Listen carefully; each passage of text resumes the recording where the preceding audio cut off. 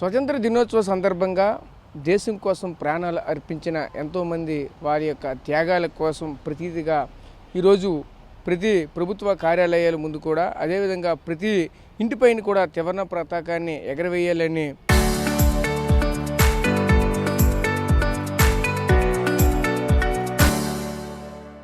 ఒకవైపు ప్రభుత్వం అయితే సూచించింది. దీనికి అనుగుణంగానే విజయనగరం జిల్లా కలెక్టర్ ఎస్ రామచందర్ రెడ్డి కూడా ఆదేశాలు జారీ చేశారు. అయితే ఇదంతా కూడా ఎందుకు చెప్తున్నాను అనుకుంటున్నారా? ముఖ్యంగా ఈరోజు అయితే ప్రతి ఇంటిపై కూడా ఈరోజు త్రివర్ణ పతాకాన్ని ఎగరవేయమంటున్నారు. కానీ ఈరోజు విజయనగరం జిల్లా కలెక్టరేట్ వద్ద చూస్తూ ఉంటే సుమారుగా 5-6 సంవత్సరాల పైచీలకైతే అవుతూ ఉన్నది. ఇక్కడ దీనికి సంబంధించిన జెండా పోల్ అయితే దీనికైతే ఇక్కడ పెట్టారు. దీనికి ఫ్లాగ్ పోల్ ఇది. ఈ ఫ్లాగ్ పోల్ చూస్తే భారీ ఎత్తున అయితే ఉంటుంది. కానీ దీనికి సుమారుగా అది ప్రారంభ దశలో మాత్రమే ఇక్కడ జెండా ఎగరవేశారు. తర్వాత అప్పటి నుంచి నేటి వరకు కూడా అసలు పూర్తిగా జెండా అనేది ఎగరవేయలేదు.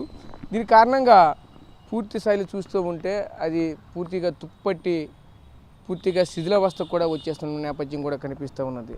అయితే ముఖ్యంగా చూసుకుంటే ఈరోజు ఒక రైల్వే స్టేషన్ కావచ్చు, ఈ మధ్యకాలంలో ప్రారంభించినటువంటి భోగాపురం అంతర్జాతీయ విమానాశ్రయం కావచ్చు, అలానే ప్రభుత్వ కార్యాలయాలు ఏమన్నా ప్రతి ఒక్క దగ్గర కూడా ఫ్లాగ్ అనేది కంటిన్యూగా రెపరెపలాడుతూ ఉంటుంది. కానీ ఈరోజు విజయనగరం కలెక్టరేట్ చూస్తూ ఉంటే ఒకవైపు స్వాతంత్ర దినోత్సవం మరికొన్ని రోజులే గడువు ఉంది. కానీ ఇక్కడ చూస్తే పూర్తి స్థాయిలో ఎక్కడ కూడా కనిపించిన నేపథ్యం అయితే కనిపిస్తూ ఉంటుంది.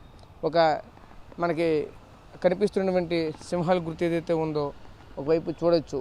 దాని బ్యాక్ సైడ్ ఉన్నటువంటి ఓన్లీ చిన్నది మాత్రమే ఉంటుంది. కానీ ఇంత పెద్ద అక్కడ స్తంభాన్ని అయితే కట్టారు, ఈ స్తంభాన్ని పెట్టారు. కానీ దీనికి సంబంధించి ఎటువంటివి కూడా మెయింటెనెన్స్ కానీ దీన్ని పూర్తి స్థాయిలో ఎటువంటిది కూడా చేయకపోవడంతో అందరూ కూడా ఆశ్చర్యంగా చూస్తూ ఉన్నారు. ఎందుకంటే ఒక జిల్లాలో ప్రభుత్వ కార్యాలయంలో ముఖ్యమైన కార్యాలయం,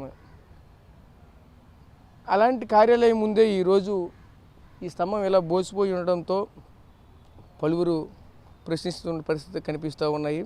ప్రస్తుతం చూస్తే ఈ త్రివర్ణ పతాకానికి సంబంధించి ప్రతి ఇంటిపైన కూడా ఎగరవేయాలని, అంటే ఈ రోజు నుంచి 12వ తేదీ నుంచి 14వ తేదీ వరకు కూడా ఒక హర్ఘర్ తిరంగ ర్యాలీ కూడా భారీ స్థాయిలో చేయాలని ఒకవైపు ప్రభుత్వ అధికారులు కూడా యోచిస్తూ ఉన్నారు.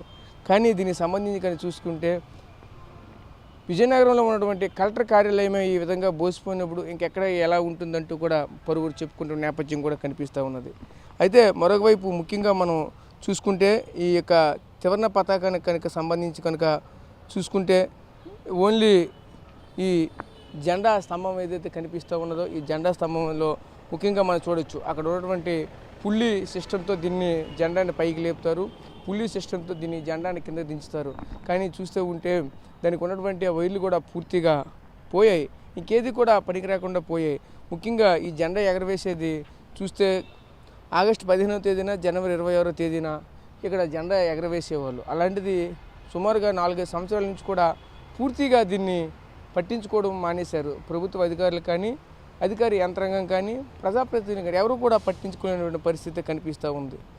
ఇలా ముఖ్యంగా చూసుకుంటే ఈ జెండా ఎగరవేయడానికి గల ప్రధాన కారణంగా చూసుకుంటే రాజ్యాంగ గౌరవం, దేశభక్తి, అలాగే ప్రభుత్వ కార్యాలయాలని గుర్తింపు కోసం ప్రతి ఒక్క ప్రభుత్వ కార్యాలయం ముందు కూడా ఉంటుంది.